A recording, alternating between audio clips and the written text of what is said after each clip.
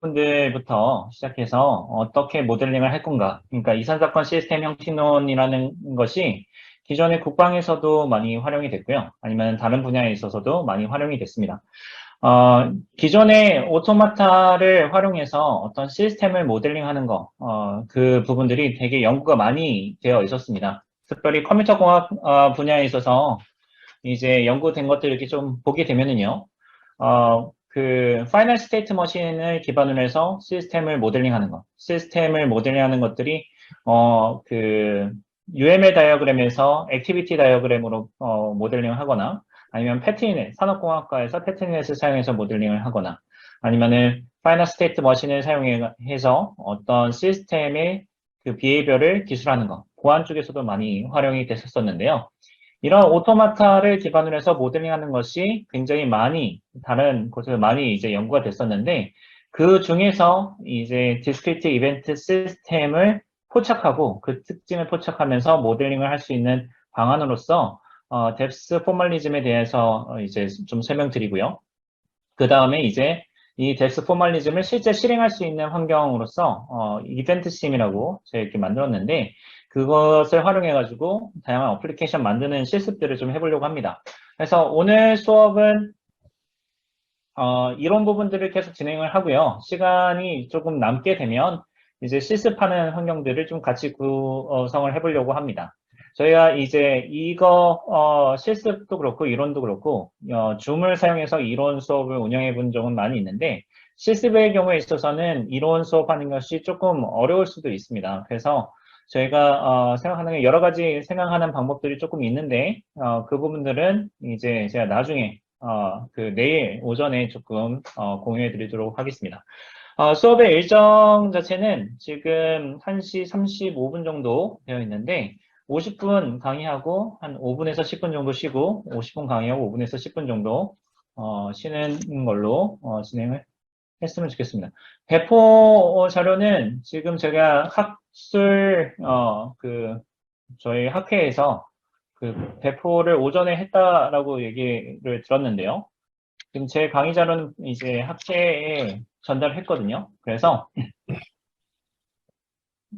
그 저희 엄서영 사무국장님께서 확인해 주시면 좋을 것 같습니다. 제 그 자료는 배포해 드렸고요. 그 다음에 그 시뮬레이션 환경, 저희 파이썬 기반으로 만든 시뮬레이션 환경이 있는데 그거는 제가 내일 오전에 이제 배포해 드릴 수 있을 것 같습니다. 뭐 지금 바로 드려도 되는데 채팅창으로 드리면 지금 현재 오신 분들만 드릴 수 있으니까 제가 그 실험 환경은 그 이메일로 전달 드릴 수 있도록 하겠습니다. 네, 혹시 질문 있으시면 중간에라도 이제 질문을 해주시면은 주겠습니다. 제 보면은 수신자로 직접 이렇게 해주셔도 되고요. 아니면은 그 비밀 제 개인적으로 이렇게 메시지를 보내주시면 제가 그걸 보고 답변 드릴 수 있도록 하겠습니다. 제가 이 수업도 이게 중요한 게 무엇이냐면 여러분들께서 공부하시고 여러분들께서 연구하시는 분야에서 조금이라도 모델링을 쉽게 할 수 있게끔 한다든지 아니면은 지금 오늘 강의는 특별히 그 기존의 국방이나 아니면 사회 문제 해결을 위한 시뮬레이션 모델 개발하는 거를 좀 떠나가지고 일반적인 범용 어플리케이션을 이제 이 시뮬레이션 모델 기반으로 모델 드리븐 디벨롭먼트라고 하죠. 그래서 그걸 통해 가지고 진행할 수 있게끔 하려고 준비했기 때문에 많이 활용하시고 질문 많이 해주시면 감사하겠습니다. 네, 네, 이야기가 많이 길어졌는데요. 바로 진행하도록 하겠습니다. 자, 이산사건 시스템을 가지고 시뮬레이션 소프트웨어라고 많이 하고 시뮬레이터라고 이야기를 하는데요. 보통은 오전에 뭐 김석훈 교수님 수업에서 들으셨겠지만 디지털 트윈이라는 개념을 통해 가지고 아주 핫하게 지금 많이 하기도 하고요. 그다음에 사회 문제 해결 관련해서 소셜 시뮬레이션, 그다음에 국방 쪽에서 국방 모델링 시뮬레이션, 뭐 다양하게 이렇게 있습니다. 지금 밑에 보여드리는 동영상은 제가 그 대학원 때 이렇게 했었던 건데 게이밍과 그다음에 오른쪽에는 화학탄이 터졌을 때 화학 구름이 이제 어떻게 퍼지는지 완전 사이언티픽 시뮬레이터하고 같이 서로 연동해서 이제 게임과 그다음에 화학전 모델이 같이 연계해가지고 훈련에 활용하는 그 하나의 실예를 보여드린 겁니다. 보시면 이런 것들 전체가 다 이제 시뮬레이션 소프트웨어라고 이야기할 수 있겠죠. 이 시뮬레이션 소프트웨어를 보시면 다음과 같이 볼 수가 있습니다. 일반적으로 저희가 시뮬레이터를 개발한다, 시뮬레이션 소프트웨어를 개발한다 하면은 시뮬레이션 엔진이 있고요. 그 다음에 각각의 시뮬레이션 모델들이 서로 상호작용하는 형태로 되어 있고, 가시화를 한다 혹은 네트워크 통신을 한다 라고 얘기했을 때 이런 유틸리티 모듈들이 추가가 될 수 있게 되어 있습니다. 이거는 하나의 예일 뿐이고요. 실제 시뮬레이션 소프트웨어를 만든다라고 했을 때는 이런 거 생각하지 않고 그냥 만들어도 괜찮습니다. 그런데 뭔가 재사용성을 좀 높일 수 있게끔, 그리고 이것을 활용해서 다른 시뮬레이터를 개발한다든지 아니면 다른 시뮬레이터하고 서로 상호작용할 수 있도록 연동의 개념을 만든다든지 이렇게 할 때는 다음과 같이 이런 시뮬레이션 엔진과 시뮬레이션 모델들로 시뮬레이션 소프트웨어를 구성을 하게 됩니다. 보시게 되면은 매트랩 시뮬링크나 아니면은 뭐 랩뷰나 아니면은 다른 그 아레나 뭐 이런 시뮬레이션 그 환경이라고 해야 될까요? 모델링 시뮬레이션 환경에 있어서도 기본적으로 시뮬레이션 엔진 부분들을 가지고 있고요. 그 다음에 시뮬레이션 모델 부분들, 사용자가 개발을 하고 있는 그 모델 부분들이 존재하고 있습니다. 그래서 이런 모델들이 시뮬레이션 엔진하고 상호작용을 하고 있게 되고, 그 다음에 뭐 매트랩 시뮬링크 같은 경우에 있어서는 하드웨어 인터페이스도 제공하고 있다 보니까 이런 유틸리티 모듈을 통해서 다양하게 활용할 수 있게 되는 거죠. 그래서 뭐 자율주행 자동차도 뭐 개발한다 이런 얘기도 많이 하고 있습니다. 그래서 앞에서 말씀드렸던 이런 이산 사건 시스템, 그래서 시뮬레이터를 개발할 때 어떻게 하느냐? 사실은 이런 시뮬레이터 개발이긴 하지만, 시뮬레이션 소프트웨어 개발이긴 하지만 우리는 더 많은 것을 할 수가 있습니다. 저희가 지금 다루고 있는 이런 오퍼레이팅 시스템 자체도 이산 사건 시스템이라고 볼 수가 있습니다. 그래서 그리고 우리가 사용하고 있는 소프트웨어도 다 이산 사건 시스템이죠. 이런 이산 사건 시스템을 어떻게 모델링 할 건가? 그러니까 결국은 우리에게 존재하고 있는, 우리가 다루고자 하는 시스템을 어떻게 모델링 할 것인가가 굉장히 중요하게끔 되겠습니다. 그래서 이런 모델링을 한다는 것 자체가 그 결국은 관찰을 통해서, 관측을 통해서 모델링을 하게 되는데요. 이 모델링이라는 것 자체가 결국은 시간적인 행위, 그 다음에 원인과 결과에 대한 행위로 구성이 되게 되어 있습니다. 지금 시간에 대한 행위를 보게 되면 저희가 어떤 특정한 시스템을 놓고 시간을 들여서 계속 모니터링하고 있다는 거죠. 그래서 시간의 흐름에 따라서 모델링을 하게 되는데, 입력이 있으면 그러면은 특정 시간에 어떤 입력이 들어갔느냐 그걸 보고요. 그 다음에 계속 모니터링하고 있으면서 어떤 시점에 어떤 출력이 나타내느냐 이렇게 생각을 해보게 됩니다.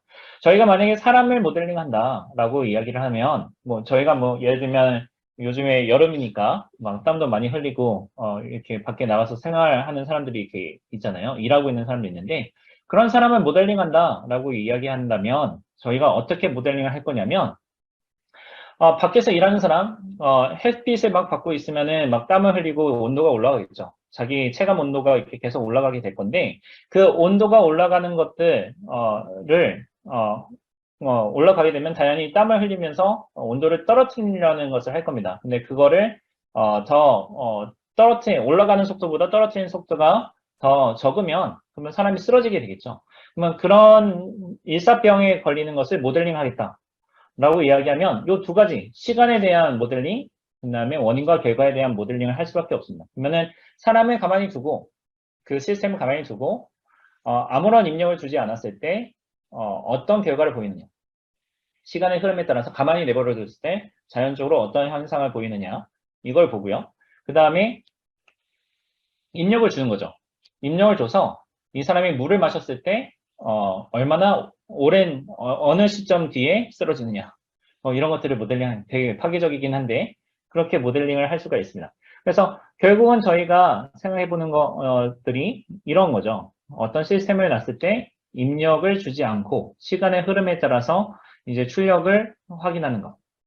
그래서 그것을 모델링 합니다. 그러면은, 여기에서 보게 되면 Y1 시간에, Y1 이벤트가 나갔는데, T1 시간에 발생을 했습니다. 저희 이벤트를 먼저 주고, 시간에 대해서 이렇게, 기술을 해줬는데요. Y1 이벤트가, T1 시간에 나왔다.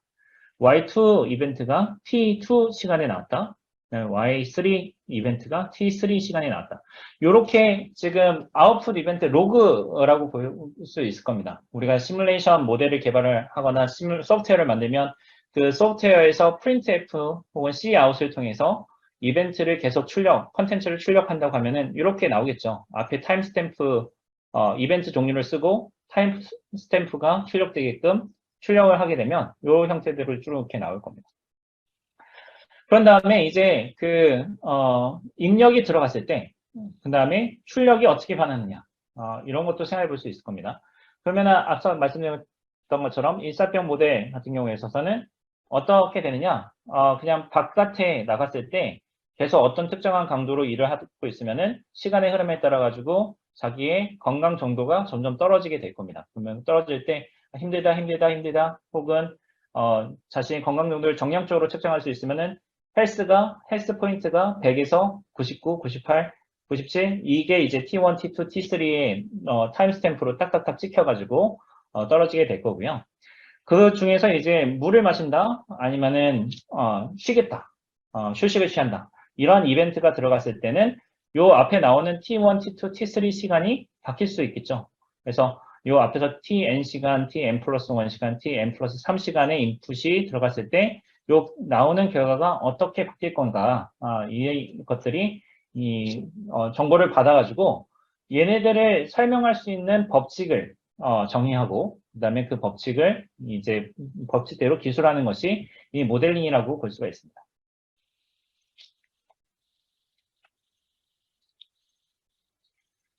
자, 그래서 디스크리트 이벤트 시스템을 보게 되면 결국 디스크리트 이벤트 시스템을 표현하겠다. 저희가 우리에게 주어져 있는 시스템들이 있으면 그 시스템을 디스크리트 이벤트 시스템이라고 정의하고 그다음에 그 디스크리트 이벤트 시스템을 어떻게 디스크리트 이벤트 시스템으로 우리가 모델링하고자 하는 시스템을 담아낼 거냐 이렇게 하게 되면 세 가지 이렇게 봐야 됩니다.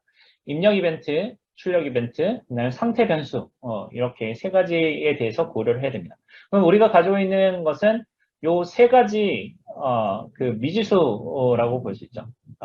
요 세 가지를 사용해서 어떤 수식을 만들어내는 겁니다. 저희 뭐 1차 함수 같은 경우에는 y는 뭐 ax 플러스 b 뭐 이렇게 하잖아요. 그것처럼 개수를 찾아내는 거라고 볼 수 있는데 이런 함수 같은 경우에 있어서는 아주 특수하게 딱 하나만 이렇게 나올 수 있는데 1대1 대응의 위로의 사상으로 함수가 나오는 건데 이런 디스크리트 이벤트 시스템은 그냥 아주 단순한 함수가 아니라 그런 좀 복잡한 비헤비어를 보일 수 있어요. 복잡한 행위로 표현이 되고 여러 개의 방정식으로 표현이 되게 되겠습니다. 그래서 이런 이상사건 시스템을 모델링한다.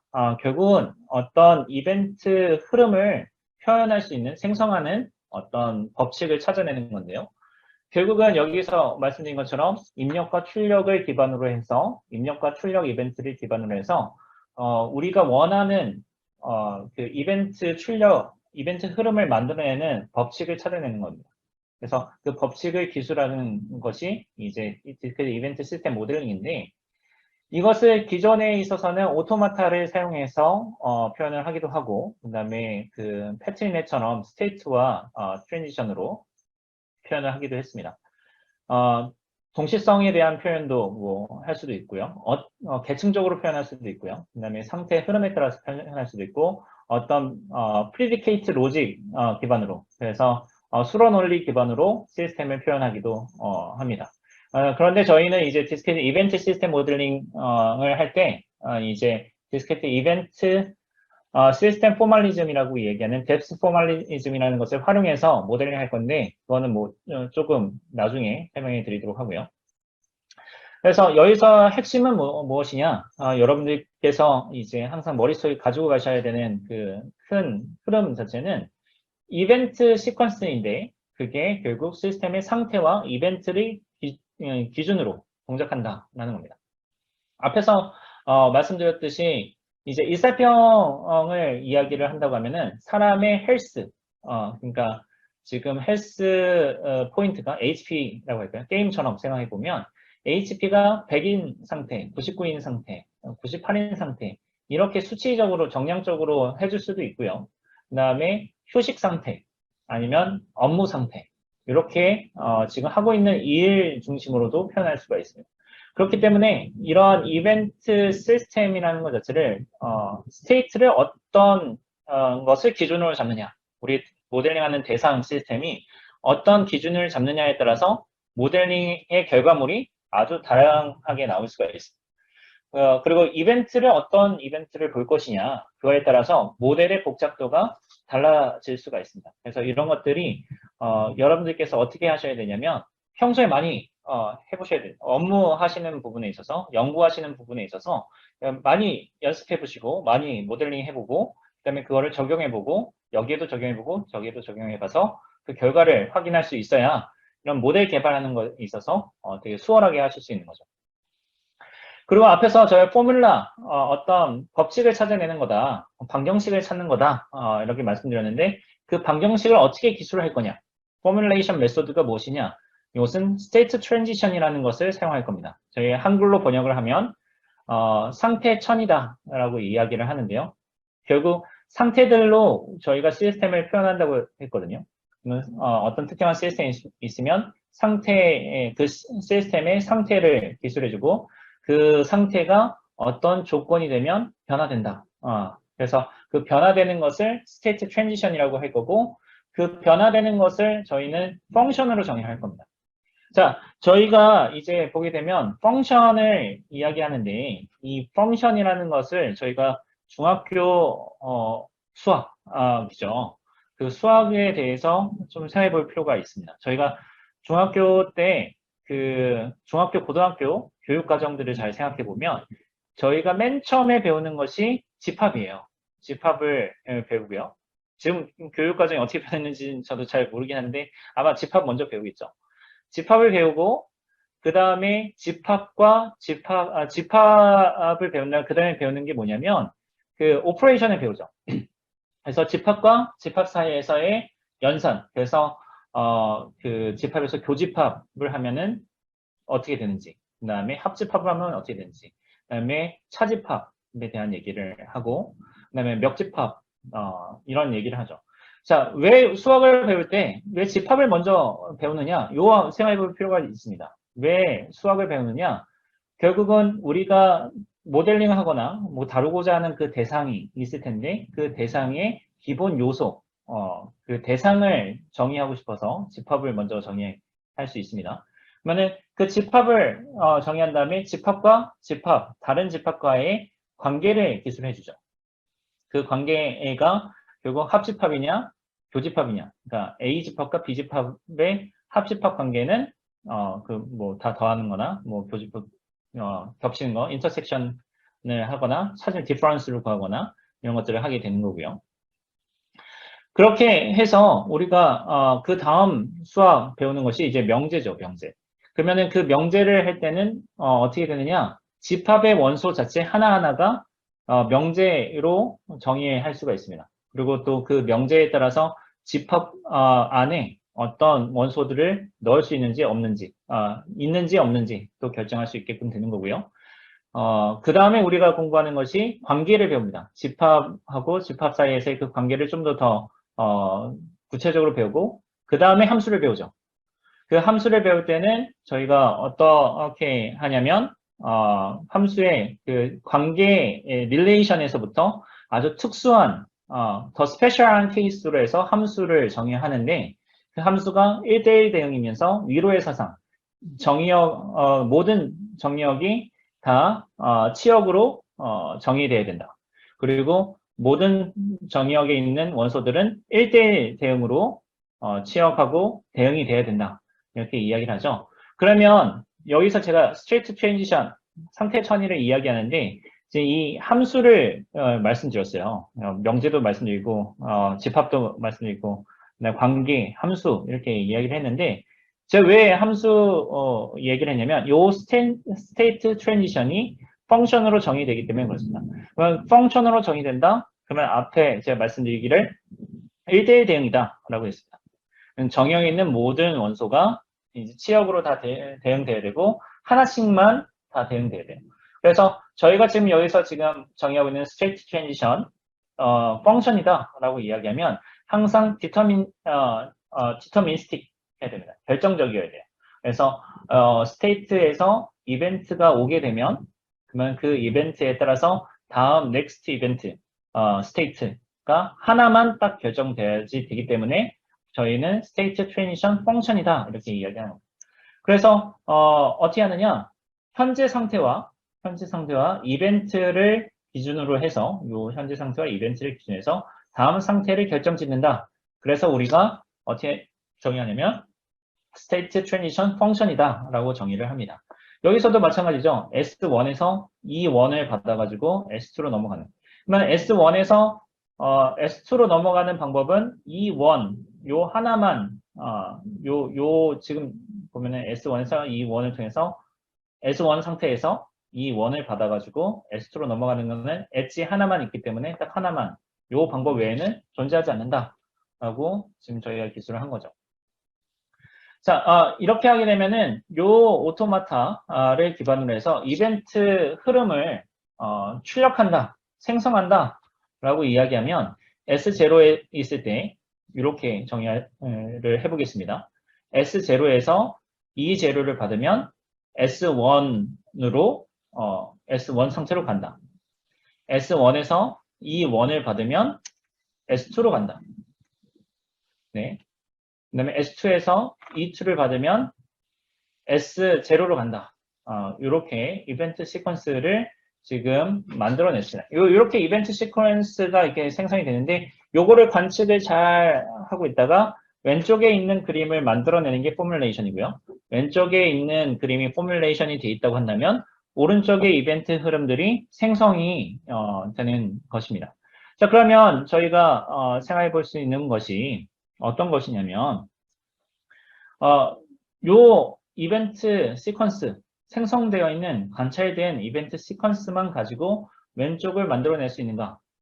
왼쪽도 되게 다양하게 만들어낼 수 있을 텐데 이게 효율적으로 만들어낼 수는 없을까? 그게 이제 모델링이고요. 그다음에 여기서 만든 것들 있죠. 여기서 기술해 준 것을 바탕으로 해서 오른쪽에 있는 이벤트 시퀀스를 생성하는 것. 이게 시뮬레이션이라고 보면 되겠습니다.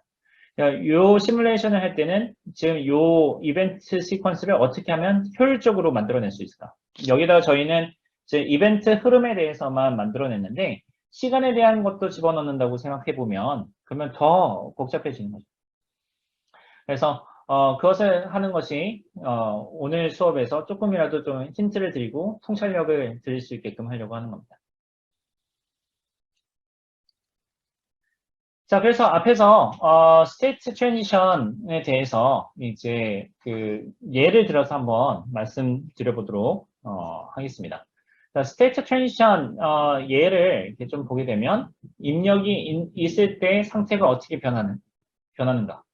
그다음에 입력이 네, 입력이 없으면 어떻게 되느냐, 입력이 있으면 어떻게 되느냐 이렇게 볼 수가 있는데요.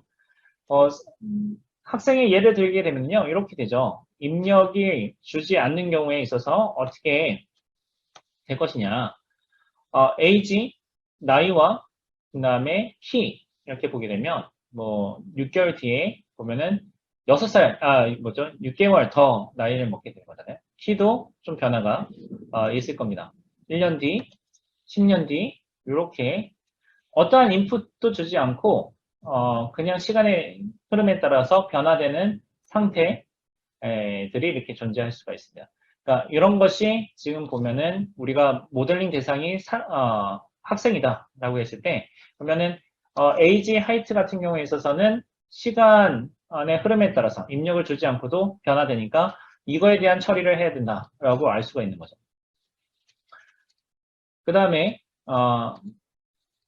보게 되면, 주소와, 그 다음에 그 학력, 뭐 학위를 갔는데 이제 이사를 갔다. 그러면은 이제 주소가 바뀌죠.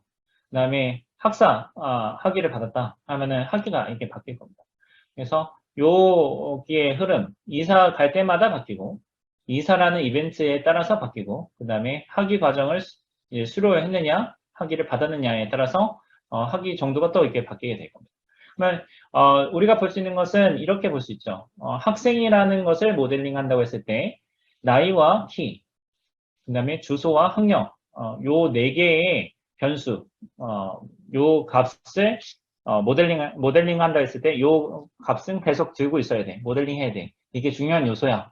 이것을 보고 싶어. 어떻게 되느냐? 알고 싶어. 하는 그 관심 대상이라고 해요. 관심 대상이 age, height, address, education이 되는 거고요.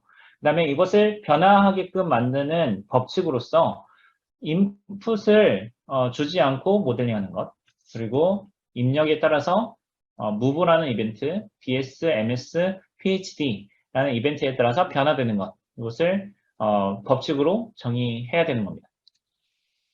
자, 이렇게 하는 방법 중에서 이제 저희가 많이 사용하고 있는 것이 오브젝트 오리엔티드 모델링입니다. 그러니까 저희가 프로그래밍을 할 때도 보면은 객체 지향 프로그래밍 이렇게 많이 이야기를 하는데요. 이 객체 지향 프로그래밍 대표적으로 C++ 프로그래밍이 있죠. C++ 프로그래밍의 그 책 서문에 이렇게 보면 비안네 스트럽이 이제 C++를 만들었잖아요. 벨랩에서 만들었을 때 그 책 서문에 이렇게 보면은 이렇게 나와 있습니다. 이 저자가 디스트리뷰티드 시스템을 개발하는 데 있어서 시뮬레이션을 해서 그 시스템을 개발하려고 하는데 그 프로그래밍 랭귀지가 그 시스템을 만들려고 해보니까 자기가 원하는 프로그래밍 랭귀지가 없더라. C를 사용해서 만들려고 보니까 너무 퍼포먼스는 좋지만 사용성이나 모델링하는 부분에서 많이 어렵고 그 다음에 시뮬라 67이라는 시뮬레이션 관련된 프로그래밍 랭귀지가 있었는데 걔를 쓰자니 성능이 떨어지고 그래서 비안의 스타트롭이 이야기를 하기를 요 두 개를 합치자. 그래서 C와 그다음에 오브젝트 오리엔티드 피처를 가지고 있는 시뮬라 67의 그 요소를 같이 가져와서 만든 게 C++다. 이렇게 책 서문에 보면 써 있습니다. 그래서 시뮬레이션을 위해서 모델링의 시뮬레이션을 위해서 이 객체 지향 프로그래밍 언어가 만들어진 거라고 볼 수 있죠. 그래서 저희가 뭐 어떤 시스템을 모델링한다, 시뮬레이션 모델을 만든다 라고 얘기했을 때 매트랩 시뮬링크나 뭐 랩뷰나 아레나 이런 거를 사용하지 않고도 C++만 가지고도 실제 이런 시뮬레이션 디스크리트 이벤트 시스템을 만들어낼 수 있는 겁니다. 실제로도 저희가 보게 되면 저희 그 게임 많이 하잖아요. 그 컴퓨터 게임 뭐 시뮬레이션 게임이라고 이야기하죠. 그거 할 때도 다 보면 이런 컨셉으로 가지고 있습니다. 오브젝트, 객체다라고 이야기하는데 이 객체라는 개념이 이제 디스크리트 이벤트 시스템 그리고 디스크리트 이벤트 시스템 모델링 앤 시뮬레이션의 접목이 되는 거죠. 자, 저희가 오브젝트라고 이야기할 때 객체 지향에서 프로그래밍 할 때도 이 객체, 오브젝트를 굉장히 강조를 많이 하잖아요.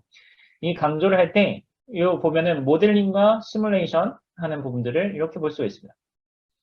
저희가 카 오브젝트, 오브젝트라고 얘기했을 때 실물인 카 오브젝트가 있죠. 요 리얼 월드에서의 카 오브젝트가 있고 얘를 우리가 봤을 때 가장 이상적으로 동작해야 되는 카의 개념, 자동차의 개념을 우리 머릿속에 가지고 있습니다. 이 가지고 있는 것, 그것을 설계하고 그 다음에 뭐 문서화하고 포뮬레이션 하는 것. 이것이 다 이제 모델링이죠. 그걸 할 때 저희가 모델을 만들 때 만드는 것이 저희가 이제 카 클래스로 이렇게 만들어지게 되는 거고요. 그러면 클래스 카 오브젝트로 만들고 이 카 오브젝트, 카 클래스를 오브젝트로 컴퓨터 월드 상에 생성하는 것. 그러면은 컴퓨터 월드 상에서의 카 오브젝트가 되는 거죠. 그러면은 현실 속의 카 오브젝트가 우리의 모델링 과정을 거쳐가지고 어떤 클래스로 만들어지고, 그 다음에 그 클래스로 만들어진 것이 컴퓨터 세상에서 생성이 되면, 그러면 카 오브젝트로 생성이 돼서 뭔가 동작을 하는 거죠. 자, 이 부분에 있어서 제가 조금 여담을 좀 하면은요, 네, 저희 공부해야 되는 것이 좀 많이 남아 있으니까 그냥 말씀을 드리면, 저희가 이제 컴퓨터 프로그래밍도 하고요. 그다음에 컴퓨터 시뮬레이션을 하게 되는데, 결국은 이런 컴퓨터라는 것 자체를 먼저 생각해 볼 필요가 있습니다. 그러니까 시뮬레이션을 하는 사람 입장에서는 이런 것들을 한 번쯤은 생각을 해볼 필요가 있습니다. 이게 뭐냐면, 컴퓨터는 저희 지금 현존하고 있는 컴퓨터들은 다 폰노이만 아키텍처로 되어 있죠. 그래서 폰노이만 아키텍처를 보게 되면 그 인풋 디바이스, 아웃풋 디바이스, 그 다음에 그 CPU, 해서 컨트롤 유닛, 그 다음에 아리스메틱 로직 유닛이 있고, 그 다음에 이제 그 메모리가 이렇게 있잖아요. 요 구조로 되어 있는데, 저희가 이렇게 세부 용어 정의하는 것이 굉장히 중요하죠. 그 용어에 대해서 한번 생각해 볼 필요가 있는데요. 인풋 디바이스, 아웃풋 디바이스, 요거는 디바이스 장치잖아요. 아주 그냥 스트레이트포워드하죠. 그냥 직관적으로 알 수가 있죠. 자, 그런 다음에 컨트롤 유닛, 컨트롤 유닛 인풋에 들어온 시그널을 제어해서 그다음에 계산한 다음에 출력 장치로 보낸다. 그래서 컨트롤 유닛, 알스메틱 로직 유닛, 그래서 덧셈, 뺄셈, 곱셈, 나눗셈, 이런 거 하고, 그다음에 로직 유닛, AND, OR, 익스클루시브 OR, 이런 로직을 해서 동작을 수행하잖아요. 그런데 여기서 용어 이렇게 보게 되면 다 유닛, 디바이스 이렇게 이야기를 하는데 다 장치로 번역이 되는데 유독 메모리라는 부분들만 용어가 달라요. 그 메모리 되게 이상하잖아요. 폰노이먼 아키텍처를 통해 가지고 PC를 만드는 것을 보게 되면 어떻게 이야기를 하고 있냐면 폰노이먼 자체는 가상의 생명체를 만드는 것을 목적으로 했습니다. 그래서 그러니까 퍼스널 컴퓨터라는 그 개념 자체도 이제 인공 생명체를 만들고자 했던 거죠. 그 인공 생명체를 만들고자 인공 생명체를 표현하고자 해서 그 내용을 이렇게 딱 살펴봤더니 그래서 그 뇌과학자도 이 초기 그 폰노이먼 아키텍처를 정립하는 데 있어서 참여해서 컨트리뷰션을 한 거죠. 그래서 이 용어도 메모리라고 되어 있는 것이 거기서부터 지금 정의가 거기서부터 딸려온 거라고 보실 수 있습니다. 자, 그러면 메모리상 인데 그러면은 이 부분 있잖아요. 인공 생명체를 만든다. 현실에 있는 생명체를 가상의 공간으로 옮긴다. 이게 또 어디서 그 잔재가 또 남아있냐면 우리가 최초로 작성하는 프로그램에서도 나타납니다. 저희가 이게 보게 되면 이렇게 한번 보죠. 수의 개념을 많이 이야기하는데 저희가 카운팅을 통해 가지고 수를 표현을 합니다. 이게 어디서 나오는 거냐면 우리가 사용하는 언어에서도 나타나요. 그래서 그 언어를 살펴보면요 이렇습니다. 우리가 하나도 없다 이렇게 정의하는데 1도 없다 이렇게 하면 좀 이상하죠. 그러니까 전자는 옳은 문장인데 후자는 이게 문법이 다르잖아요. 그러니까 틀렸잖아요. 앞에서는 서수의 개념입니다. 카운팅을 한 거예요. 뒤에서는 수의 개념입니다. 그래서 수의 개념을 카운팅에 적용하려니까 이건 이상하다라고 하는 거거든요. 컴퓨터를 만든 사람들이 이제 했던 것이 무엇이냐면 그러면 컴퓨터로 수에 대한 개념을 표현할 수 있어야 되는데 그걸 어떻게 할 거냐? 카운팅의 개념을 했습니다. 그래서 바이너리 불이 들어왔다 나갔다 전기가 있다 없다를 사용해서 그것을 카운팅해서 이진수로 매핑을 했고요. 그 이진수로 매핑한 거를 통해 가지고 수의 개념을 만들어냈고 그 수의 개념을 더 확장해서 그러면 카운팅을 통해서 전기가 들어왔다 나갔다 하는 것을 통해 가지고 수의 개념을 정립을 했으니까 그러면 이 수의 개념하고 유사하게 문자를 표현할 수 있지 않을까? 라고 해서 나온 것이 ASCII 코드죠. 그래서 뭐 예를 들면 0x 그 30 이렇게 하면 그러면은 어, 모니터에 0으로 찍자, A로 찍자, B로 찍자 이렇게 이야기를 한 겁니다. 자, 그렇게 해가지고 만든 최초의 프로그램이다라고 얘기한. 그리고 저희가 뭐 프로그래밍 공부하면 항상 이야기하는 것이 짜보는 예제가 헬로 월드잖아요. 자, 그게 무엇이냐?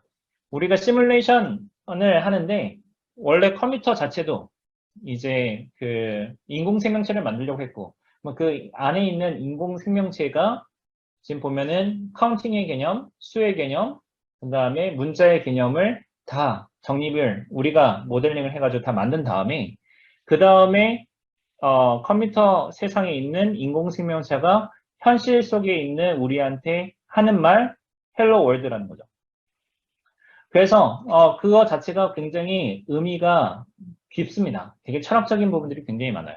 그러면 우리가 프로그래밍을 하는 것, 우리가 컴퓨터 시뮬레이션 모델을 만드는 것, 컴퓨터 모델을 바탕으로 해서 시뮬레이션 하는 것, 그거 자체가 어떻게 보면은 인공의 생명체를 정리하고 만들고 그 인공의 생명체가 우리의 환경과 상호작용을 하게끔 해서 디지털 트윈 개념을 만든다든지 우리 그 인공의 생명체가 또 다른 인공의 생명체하고 서로 상호작용해서 현실적인 영향을 미치는 것. 그것이 우리가 지금 하고 있는 모델링의 시뮬레이션의 개념입니다. 그래서 그거를 하는 것을 이제 어느 곳에 쓸 것이냐에 따라서 이제 컴퓨터 사이언티스트가 될 수 있는 거고 모델링 전문가, NMS 전문가 이런 사람이 될 수 있는 거죠.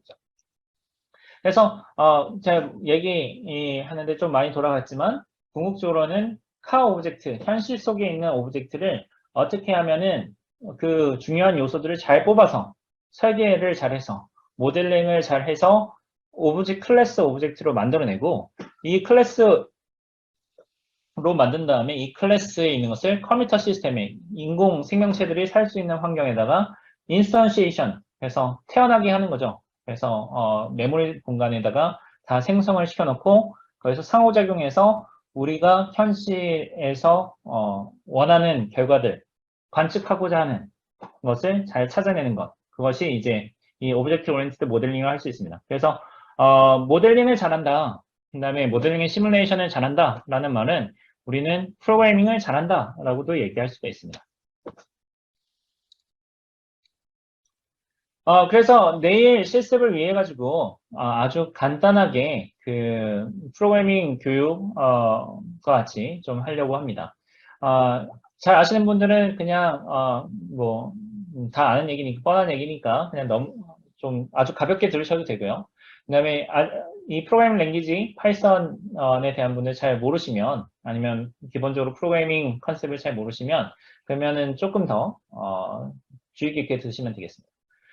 일단 파이썬은 오브젝트 오리엔티드 프로그래밍 랭귀지라고 하는데 저는 개인적으로 오브젝트 오리엔티드 프로그래밍 랭귀지라고 부르지는 않습니다. 프로시저 오리엔티드 프로그래밍에 가깝죠. 오브젝트 오리엔티드의 느낌을 가진 프로시저 오리엔티드 프로그래밍 랭귀지다. 이렇게 정의를 하는데 기본적으로 이런 파이썬은 타입도 잘 생각하지 않고 그다음에 오브젝트 메모리에 대한 개념을 잘 안 하고 그다음에 인캡슐레이션의 제약성을 풀었기 때문에 쉽게 오브젝트 오리엔티드 프로그래밍 랭귀지다라고 얘기하기는 좀 어렵습니다. 거의 모든 파이썬에 있는 모든 타입들이 다 오브젝트로 되어 있습니다. 그래서 오브젝트로 되어 있기 때문에 프로퍼티 하고 메소드 그래서 그 오브젝트의 값을 나타내는 명사 형태로 표현되는 속성과 그 속성의 값을 변화시키는 메소드로 구성이 되어 있습니다. 그리고 클래스는 일종의 오브젝트를 생성시키는 일종의 틀이라고 합니다. 그래서 저희가 뭐 프로그래밍 공부를 하게 되면은 가장 많이 사용하고 있는 그 예제가 뭐냐면 예를 드는 것이 붕어빵과 붕어빵 틀을 이렇게 이야기하죠. 그래서 이 클래스라는 것을 붕어빵 틀이라고 이야기를 하고요. 그 다음에 그 붕어빵 틀을 통해서 만들어진 붕어빵들, 그것이 이제 네, 객체, 메모리상에 인스턴시에이션 된 것들을 이제 오브젝트다 이렇게 또 얘기를 합니다. 자, 그래서 우리 용어 이렇게 있는데 제가 위에 제목을 보시면은 클래스 오브젝트 인스턴스라고 얘기했는데 이게 한글로 번역할 때 이게 조금 안 좋은 거예요. 클래스도 오브젝트 객체라고 정의하고 그다음에 오브젝트도 객체, 그다음에 인스턴스도 객체 이렇게 이야기를 번역을 예전에 많이 했었는데요. 클래스는 블루프린트, 청사진, 그러니까 붕어빵 틀. 오브젝트는 우리 머릿속에 혹은 현실 속에 붕어빵이라는 그 개념, 혹은 리얼 월드 속에 그 모델링 하고자 하는 컴퓨터 월드로 뽑아내려고 하는 현실 속의 대상, 이렇게 보시면 되고요. 그 다음에 인스턴스는 메모리상에 생성된 그리고 클래스로부터 생성된 그 객체, 가상의 객체 이렇게 보시면 되겠습니다. 그러면 정립을 하자면 제일 먼저 나오는 것이 오브젝트고 그 오브젝트 현실에 있는 리얼 월드 엔티티이고요. 그 다음에 여기에서 이 리얼 월드 엔티티를 클래스로 뽑아내는 것, 그래서 모델링하는 것, 클래스 모델링, 디자이닝 하는 거고요. 그 다음에 그렇게 해서 그 속성들을 추성화시켜서 혹은 모델러의 관점, 프로그래머의 관점, 디자이너의 관점을 통해 가지고 그 중요한 요소들을 뽑아낸 것이 이제 클래스고 그 중요한 요소들을 메모리상에 현실화 시키는 것, 이게 인스턴시에이션 이라고 보면 됩니다. 자, 그러면은 이제 요거를 할 때 보면은 어떤 오브젝트를 표현할 때 현실 속에 있는 애를 컴퓨터 월드로 표현하려고 보면 컴퓨터는 항상 정량적으로 표현할 수밖에 없잖아요. 연속적인 거는 없잖아요. 그래서 정량적으로 표현하려고 보니까 변수를 사용해서 얘를 표현하고 어떤 데이터를 저장하려고 보니까 자료 구조에 대한 개념도 나타나야 되고요. 현실 그 컴퓨터 상에다가 생성을 시켜야 되니까요. 그리고 값을 변경시키기 위한 함수 또는 뭐 메소드들이 또 존재합니다. 그 다음에 뭐 그 메모리 상에다가 값을 쓰고 그 다음에 그것을 변경 시키려면은 식별자 변수에 대한 식별자도 있어야 되겠죠. 이런 요소들로 구성이 됩니다. 자, 그래서 클래스를 사용해서 정의하고 있는 오브젝트 오리엔티드 프로그래밍 패러다임에서는 일반적으로 오브젝트다 이렇게 이야기하면 클래스의 인스턴스를 이야기를 하는데 얘를 좀 더 명확하게 구분하고 싶다라고 이야기하면 인스턴스다라고 하면은 실행 시간에 프로그램을 실행하는 동안에 이 메모리상에 생성되어 있는 우리의 모델링한 객체라고 보고요.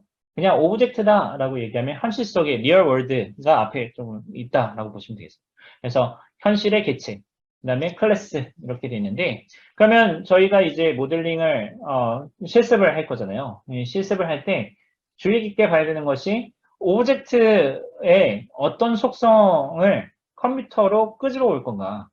이거는 일반적으로 우리가 프로그래밍 하는 것도 마찬가지입니다. 우리가 현실 속에 있는 문제를 컴퓨터로 가져와서 문제를 해결하려고 하는 거잖아요. 그러니까 현실에 내가 문서를 만들려고 보니까 워드 프로세서, 워드, 한글, 컴퓨터 이런 프로그램을 만들어야 되는 거잖아요. 그러면은 타자기를 어떻게 가져올 건가? 그다음에 출력할 때 이 레이아웃을 어떻게 맞출 건가? 줄간, 폰트 크기 이것을 어떻게 할 것인가? 그런 것들을 머릿속에 명확하게 들고 있어야 되고요. 그다음에 그거에 대해서 표현할 때 인과관계를 통해 가지고 표현하느냐, 아니면 시간에 대해서 표현하느냐. 이게 이제 우리가 디스크리트 이벤트 시스템으로 담아내는 거고요. 그 다음에 그것을 클래스로 표현했다고 한다면 걔를 잘 관리해서 컴퓨터 메모리상에다가 생성시키는 것. 이게 이제 시뮬레이션 하는 단계다. 보시면 되겠습니다. 그래서 가장 모델링을 하고 그 다음에 내일 실습 혹은 뭐 오늘 조금 더 할 수 있으면 할 건데요. 여기에서의 핵심 부분들만 보면은 다음과 같이 보시면 되겠습니다. 저희가 파이썬은 다른 프로그래밍 랭귀지하고는 좀 달라가지고 구조적인 프로그래밍을 할 수 있게끔 그 기능들을 제공하고 있는데요. 여기서 보게 되면은 클래스라는 키워드를 주고요. 이게 키워드입니다. 그래서 이게 예약어로 다른 사람들이 이 문서를 볼 때 컴퓨터 파이썬 인터프리터가 얘를 해석할 때 여기 클래스를 보면 그 다음부터는 이제 클래스의 정의다 이렇게 보는 거고요. 그 다음에 클래스 네임 이렇게 있죠. 여기선 클래스 예약어로 한 다음에 그 다음에 클래스의 이름을 부여합니다. 그래서 어떻게 보면은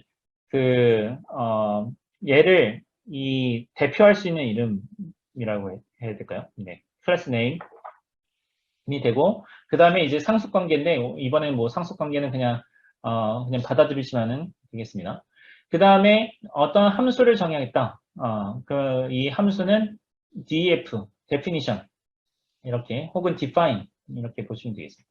그래서 이 정의를 하고요. 그 다음에 던더 오퍼레이션 노테이션 이렇게 하는데 더블 언더스코어 그래서 그 밑줄이 지금 2개씩 이렇게 돼 있는 특수한 함수들이 있습니다. 이 이닛이라고 되어 있는데 얘는 생성자입니다. 그래서 이 생성자 이 클래스가 인스턴시에이션 되는 순간에 호출되는 초기화 시켜주는 아주 특수한 함수다. 이렇게 보시면 되겠습니다. 그 다음에 self.var1 이렇게 되어 있는데 이 self는 이 클래스 인스턴스 자기 자신이라고 보시면 되고요. 그 다음에 점이 있는데 이걸 핸들러라고 이야기하는데 혹은 핸들이라고 이야기하는데 요 점은 뭐 다른 프로그래밍 랭귀지에서도 마찬가지입니다. 점 이렇게 보시면 이 피리어드는 소유격이라고 해석을 하시면 되겠습니다. 그래서 이 인스턴스의 variable 1 이렇게 보시면 되겠습니다. 그 다음에 equal 이렇게 했는데 우리 프로그래밍 랭귀지 이것까지는 다 아시겠죠? 이 프로그래밍 랭귀지에서는 이 equal을 같다라고 표현하지 않고 assign 한다, 할당 연산자다 이렇게 하죠. 그래서 none이라고 할당을 했습니다. 없다 이렇게 보시면 되고요.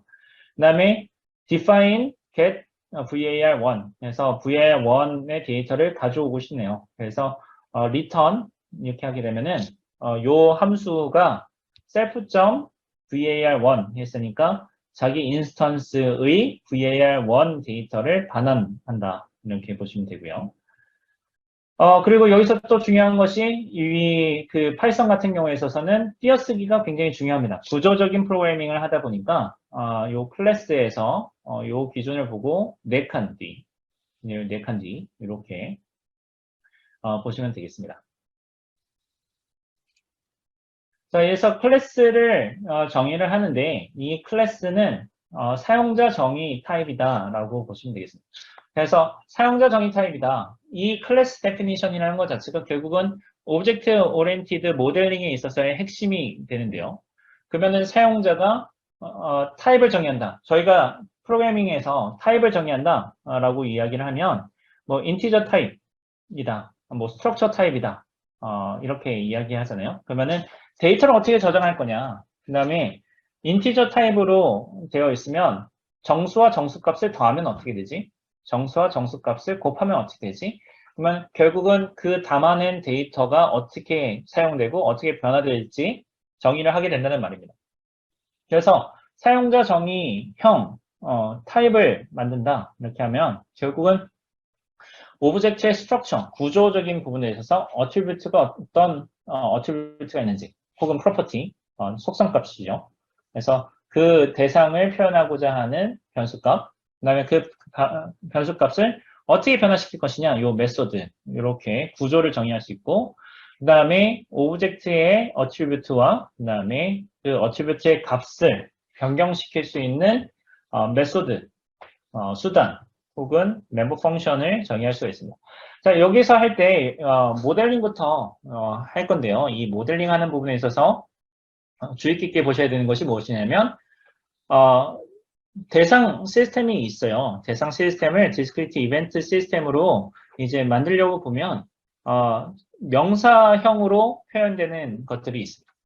명사형. 뭐 예를 들면 아까 학생의 예를 들면 나이, 키, 주소, 뭐 학력 이렇게 명사로 떨어지는 것들이 있죠. 이 명사로 떨어지는 것은 이제 다 어트리뷰트로 보시면 됩니다. 그 다음에 이사 간다, 졸업한다, 나이를 먹는다. 이렇게 동사 형태로 떨어지는 것들이 있죠.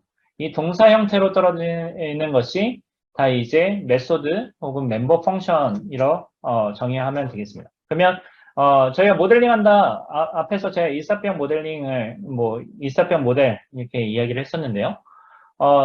그러면 사람을 모델링 하겠다라고 하면은, 그리고, 그냥 일반적인 사람이 아니라 일사병에 취약한 사람 혹은 일사병에 강한 사람을 모델링 하겠다라고 하면 어느 부분이 명사로 떨어질 것인가, 이렇게 생각해 봐야 됩니다. 그러면은, 밖에서 그냥, 걸어 다니는 것도 이제 하게 되면은 일을 하는 거잖아요. 일을 한다, 했을 때, 그러면은, 앞에서 헬스 포인트라고 했는데, 내 지금 건강도, 이렇게 이야기하면, 건강도 명사네요. 어치비트로 가고요. 그 다음에, 일을 한다. 그러면은 그 일을, 하면, 그럼 건강도가 떨어지는 거죠. 그러면은, 그걸 떨어뜨리는 메소드를 만드는 거고요. 그 다음에 햇볕을 쐰다. 이렇게 하면은 동사네요. 그러면은 HP를 떨어뜨리는 형태로 진행이 됩니다. 자, 그러면 이제 어트리뷰트 값이 명사로 떨어지고, 그 다음에 지금 다음 같이 정의할 때, 이 클래스 네임으로 메모리상에 딱 할당이 딱 되면, 그러면은 여기에 self.attribute라는 변수, 속성 값에 2를 초기화해서 얘를 딱 생성만 딱 하면은 요 attribute라는 변수에는 다 2라는 값이 다 들어가 있는 거예요. 그 다음에 define get attribute 이렇게 하면 self.attribute 지금 저장되어 있는 값을 반환하게 되는 겁니다. 그래서 얘를 실행을 하면 A 해서 클래스 네임 print a.attribute 하면은 이제 1이 출력되고 클래스 네임.attribute 제가 요는 설명 안 했는데 이 클래스 네임 요 클래스 네임이 얘 클래스 네임으로 사용해서 A라는 인스턴스가 만들어졌는데 요거는 이제 클래스 베리어블이라고 합니다. 그다음에 요 A.attribute 요 소문자 여기 있는 소문자는 인스턴스 베리어블이라고 이야기를 하는데 이제 보시면 요 인스턴스 베리어블은 여기서 생성되어 있는 A라는 요 변수 값에 항상 종속돼요. A하고 B라는 것이 다른 메모리 공간에 있습니다. 그래서 다른 개체예요. 붕어빵 틀인데 붕어빵 틀로 찍어진 붕어빵 두 개는 서로 다른 애잖아요. 그래서 요 A와 B는 서로 다른 애고 요 지금 셀프로 연결되어 있는 요 변수들은 다 인스턴스에 종속된다. 이렇게 보시면 되겠습니다. 대신에 이 클래스 네임에 붙어 있는 변수, 종속되어 있는 변수들이 있는데, 요 어트리뷰트 이렇게 있죠. 요 어트리뷰트, 대문자 어트리뷰트, 일반적으로 저희, 모든 것을 다 대문자로, 하기도 하는데요. C++에서는 static variable이라고 이야기를 합니다. 그래서 요, 어트리뷰트는 클래스에 종속되어 있는 겁니다. 그래서 이 클래스 name.attribute 하면은 얘는 모든 클래스가 다 공유하고 있는 공유 공간이다. 이렇게 보시면 되겠죠. 보통 이제 시뮬레이션 모델을 만들거나 시뮬레이션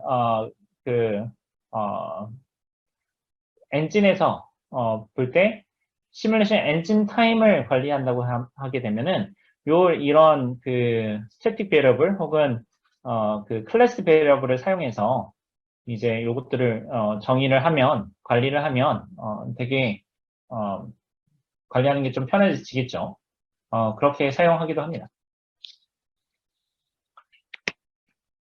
자, 앞에서 이렇게 말씀드렸던 것이 이제 클래스 베리어블하고 이제 인스턴스 베리어블 이렇게 말씀드렸는데 여기에 있는 코드들을 조금 살펴보면서 내용들을 한번 점검해 보도록 하겠습니다. 이렇게 보게 되면은 제가 이렇게 모델링 앤 시뮬레이션 강의들을 이렇게 하다 보면은요, 모델링 시뮬레이션의 컴퓨터 시뮬레이션에 대한 강의를 하고 있는 건지 아니면 프로그래밍 강의를 하고 있는 건지 항상 좀 헷갈릴 때가 좀 있는데요. 프로그래밍을 한다는 것 자체가 결국은 대상 시스템을 이제 컴퓨터 월드로 가지고 오는 것이기 때문에 이제 그 모델링하는 개념이라고 볼 수 있습니다.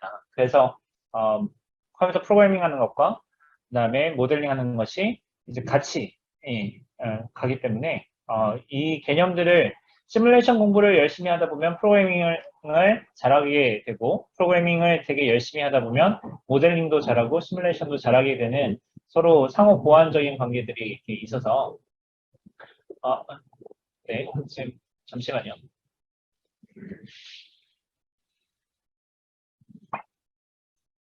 네, 죄송합니다. 지금 비행기가 날아가지고.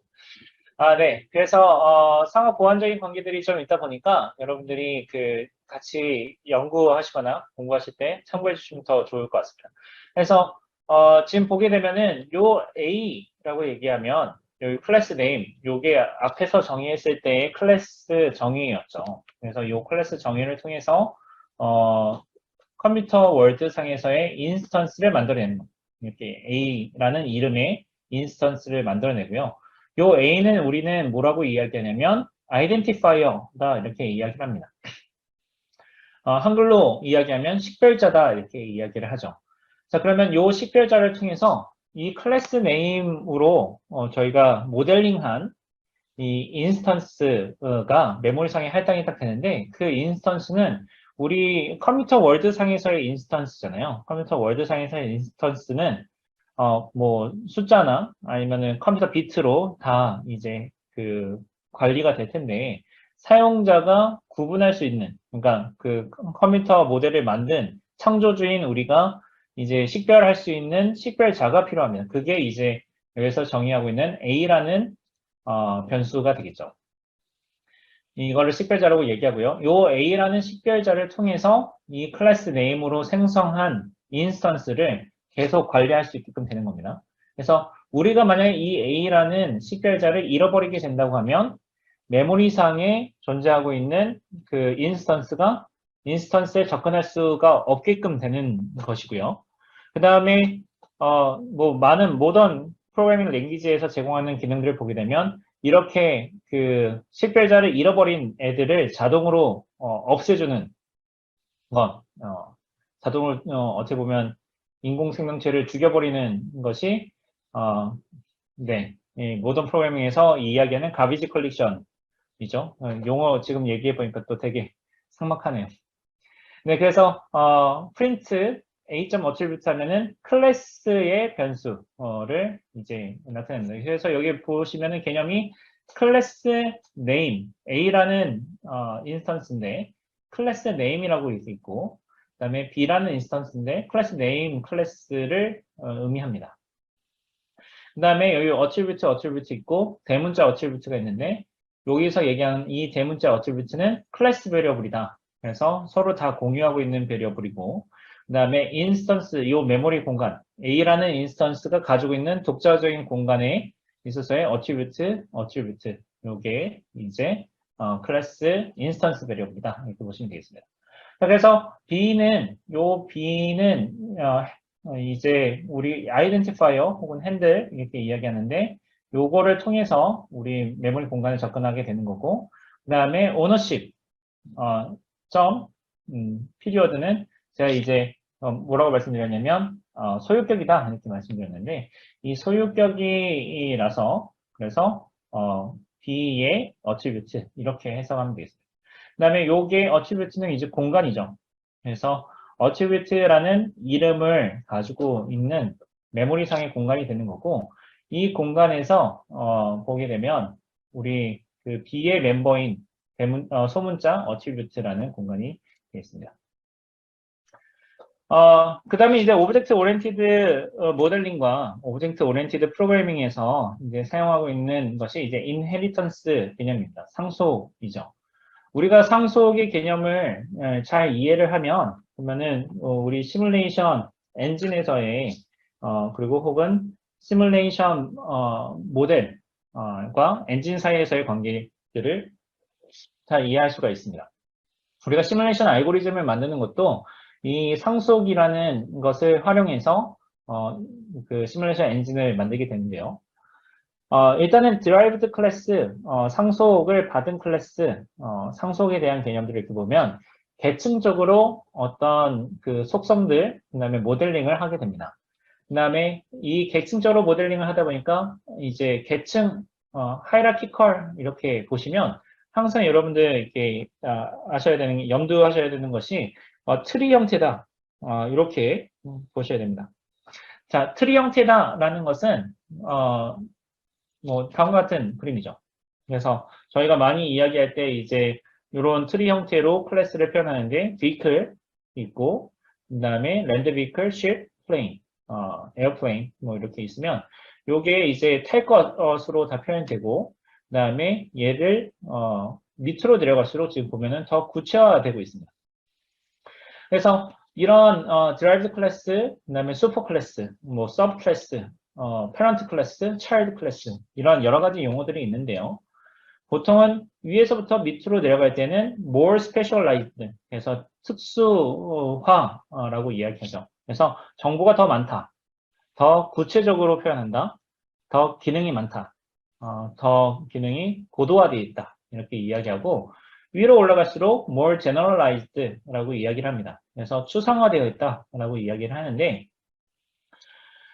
parent 클래스와 child 클래스 이렇게 보게 되면은 여러 가지 그 용어들이 많이 섞여 있어요. 그래서 용어들이 섞여 있기 때문에 이분들 잘 정리를 하셔야 되는데 슈퍼 클래스, 서브 클래스, 슈퍼 클래스는 parent 클래스와 같다 이렇게 보시면 되겠고요. child 클래스는 서브 클래스 뭐 이렇게 혹은 derived 클래스 파생된 파생 클래스다 이렇게 보시면 되겠습니다. 여기서 제가 지금 보게 되면은요, 이 상속이라는 개념이 저희 우리가 용어를 상속이라고 이야기하기 때문에 상속으로부터 파생되는 의미들, 그러니까 상속이라는 용어를 사용했기 때문에 우리가 받아들여질 수 있는 개념들을 좀 설명해 보겠습니다. 우리가 상속을 할 때 우리 부모님으로부터 유산을 상속받는다 혹은 유전, 형질을 상속받는다라고 이야기하면 부모의 것을 그대로 가져오게 됩니다. 그래서 우리의 생김새도 부모님의 생김새를 물려받게 되는 거죠. 그렇게 된다고 보면은 유전 형질을 그대로 물려받는다라고 이야기를 하면 그러면은 여기서 얘기할 때 specialized라는 것을 잘 생각해 볼 수 있습니다. 그러면 부모님으로부터 받은 것은 그대로 가져다 쓴다. 이렇게 생각해 볼 수 있는 거죠. 있는 것은 그대로 물려받는다. 유산 물려받는다. 얼굴 생김새 물려받는다. 이렇게 생각해 볼 수 있고요. 그 다음에 내가 조금 더 발전시킬 수 있는 부분들이 있을 겁니다. 더 추가할 수 있는 부분들이 있을 겁니다. 그런 부분들이 specialized라는 거죠. 그런데 이 상속의 개념도 이렇게 잘 살펴보시면 상속을 안 받을 수도 있잖아요. 우리가 보면은 유전 형제 같은 경우에 있어서는 물려받는데 그거는 우리가 선택할 할 수가 없지만 근데 유산에 대한 부분들 뭐 그 통장이나 아니면은 뭐 건물이나 이런 유산들은 혹은 빚이나 이런 것들은 우리가 안 받겠다, 포기하겠다, 상속 포기할 수 있지 않습니까? 그러면은 그런 개념들을 여기에서도 동일하게 적용할 수 있다는 겁니다. 자, 우리가 부모 클래스에서부터 슈퍼 클래스 혹은 베이스 클래스, 부모 클래스로부터 상속받을 것이 있을 거고요. 상속받기 싫은 것들이 있을 건데 상속받기 싫다. 상속 이거 안 받을래? 라고 이야기하는 것은 뭐라고 하냐면 override 한다. 덮어 씌운다. 라는 개념으로 우리 그 기능을 제공하고 있습니다.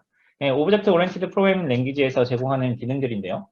C++에서도 이야기를 하죠. 뭐 C++에서 이야기할 때 오버로딩이냐, 뭐 오버라이딩이냐, 뭐 이렇게 하는데 오버라이드 하면은 덮어 씌워버린다. 고요. 덮어 씌운다라는 개념 자체가 내 부모 클래스 거 안 쓴다. 이렇게 보면 되겠습니다. 그 다음에 부모 클래스에서부터 덮어 씌우면서 무엇을 할 수 있냐면 더 리파인된, 더 정보가 추가된, 보완된 함수를 만들어서 쓸 수 있게끔 되는 거고요. 그 다음에 슈퍼 클래스보다 훨씬 더 많은 정보들을 가지고 있을 수 있습니다.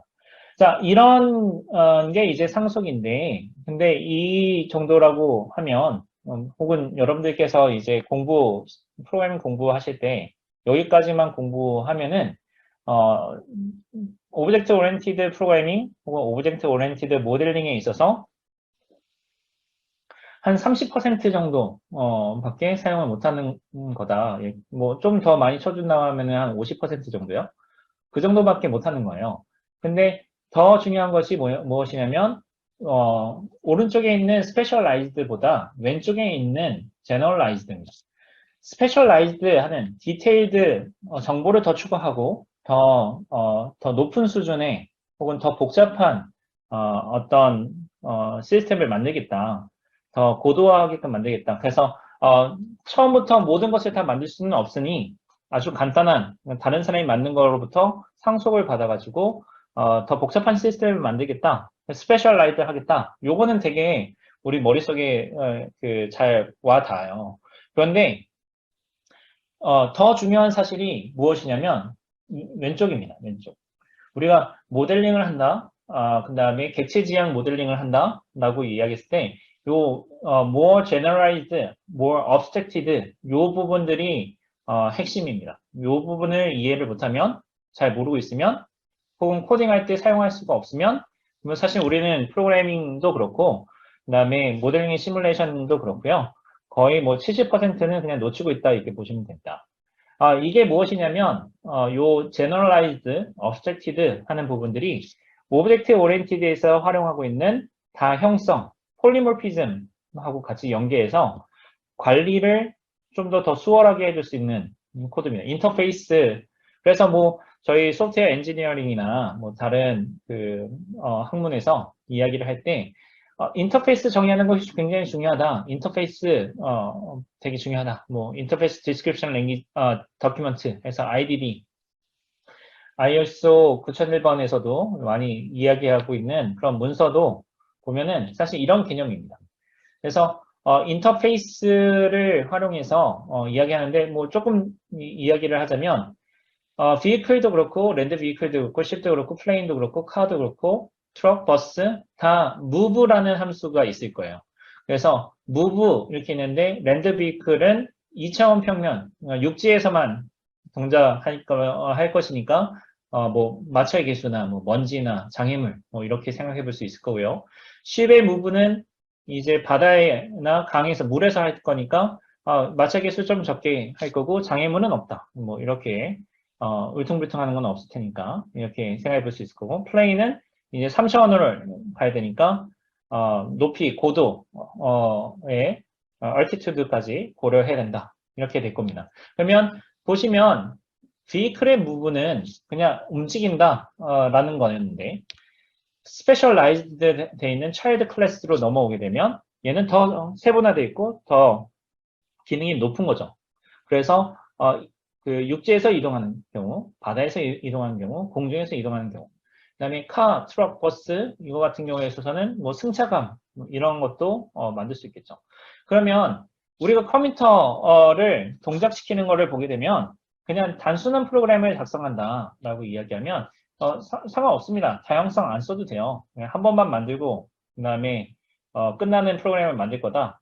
한 번만 쓰고 버리는 시뮬레이터를 만들 거다. 폴리모피즘, 이네이턴스 이런 거 생각 안 해도 되죠. 그런데 만약 요 카라는 거를 가지고 이 카 인스턴스, 트럭 인스턴스, 버스 인스턴스들이 있는데 다양한 종류의 인스턴스들을 관리하는 차원에서의 시뮬레이션 엔진 차원에서의 이런 관리를 만약에 한다라고 이야기를 하면은 요 비이클 모든 것이 다 비이클이니까 비이클은 move라는 함수로 동작하죠. move라는 함수를 다 가지고 있는 거죠. 그러면 요 move, 비이클의 move를 통해서 요 car 인스턴스, 트럭 인스턴스, 버스 인스턴스, ship 인스턴스, plane 인스턴스를 전부 다 컨트롤할 수 있다면 그러면 가장 좋겠죠. 그러면 관리하는 코드가 굉장히 간단해질 겁니다. 이게 프로그래밍을 많이 하신 분들께서는 딱 무슨 말인지 와 닿으실 건데요. 우리가 어떤 메모리 상에서의 인스턴스를 만들었다. 시뮬레이션 모델을 컴퓨터 월드에다가 생성을 해서 인스턴시에이션을 했습니다. 그 다음에 그거에 대해서 뭔가 클래스 인스턴스와 인스턴스가 서로 상호작용하게끔 만들고 싶어요. 상호작용하게끔 만들려고 보면 어떤 게 필요하냐면 해당 오브젝트의 타입이 무엇인지 알아야 돼요. 그러니까 저희가 시뮬레이션 모델을 만들고 시뮬레이터를 만든다라는 것은 결국 해당 타입을 알아야 어떤 함수를 호출할 수 있다는 얘기거든요. 그러면 런타임에서 해당 타입이 무엇인지 알려면 뭐 RTTI와 같은 아주 고도의 방법을 써야 되는데 그런 것을 하게 되면 성능이 굉장히 떨어지게 됩니다. 그래서 그런 부분들이 이슈들이 많이 있는데요. 프로그래밍 랭귀지 차원에서 이슈들인데 그러면 생각해 볼 수 있는 것이 무엇이냐면 베이스 클래스만 가지고 걔를 인터페이스를 가지고 있고 그 다음에 어떤 사람이 확장을 하더라도 그 인터페이스만 가지고 있으면 그 베이클이라는 슈퍼 클래스로 파생되어 있는 모든 애들을 다 관리하고 싶다. 이게 핵심이거든요. 그래서 스페셜라이즈드 돼 있는 이런 인스턴스들이 이렇게 있으면 이런 클래스들이 있으면 여기서부터 인터페이스를 전부 다 도출해내고 걔를 만들어서 모든 오브젝트를 다 관리할 수 있는 형태의 프로그램 구조 혹은 시뮬레이션 구조, 모델링 구조를 가지는 것이 이 인스턴스를 활용하는 방법입니다. 그래서 인스턴스와 폴리몰피즘을 같이 연계해서 작업을 하셔야지 되는데요. 지금 제가 말씀드리는 것이 잘 이해 안 될 수 있을 겁니다. 이런 것들은 제가 실습할 때 제가 일부분 좀 보여드릴 수 있으면 좀 보여드리도록 하겠습니다. 자, 인스턴스 부분들 이렇게 보게 되면 가장 쉬운 거부터 생각해 보면요. 부모 클래스로부터 페런트 클래스로부터 상속을 받는다. 그래서 추가한다. 자기 자신 차일드 클래스의 데이터와 그다음에 뭐 연산하는 펑션을 추가한다. 그래서 상속을 통해 가지고 재사용성을 늘린다. 이런 것들이 있습니다. 여기 예제를 보면은 얼굴이 없는 눈이 없는 게 하나 있고 여기다가 이제 눈을 추가하거나 혹은 다른 눈을 추가하는 형태로 확장할 수 있다는 거죠. 이게 이제 페런트 클래스에서 보게 되면 데이터 제로, 오퍼레이션 제로가 지금 있고 이 제로를 상속을 받아서 재사용할 수 있게끔 하는데 이것은 사용하지 않을 수도 있고 사용하지 않으려면 재정의하면 되는데 재정의하거나 혹은 데이터 같은 경우에는 아예 안 써버려도 상관없는 거죠. 오퍼레이션 같은 경우에는 덮어 씌워버릴 수 있다. 이렇게 보시면 되는데 이 덮어 씌웠을 때 여기 이렇게 덮어 씌우잖아요. 이 덮어 씌우는 것을 통해 가지고 페런트 클래스가 자식 클래스도 컨트롤할 수 있게끔 하겠다. 이게 폴리몰피즘하고 인헤리턴스를 같이 가는 개념이고 C++ 같은 경우에 있어서는 그 virtual이라는 키워드를 통해 가지고 얘를 처리를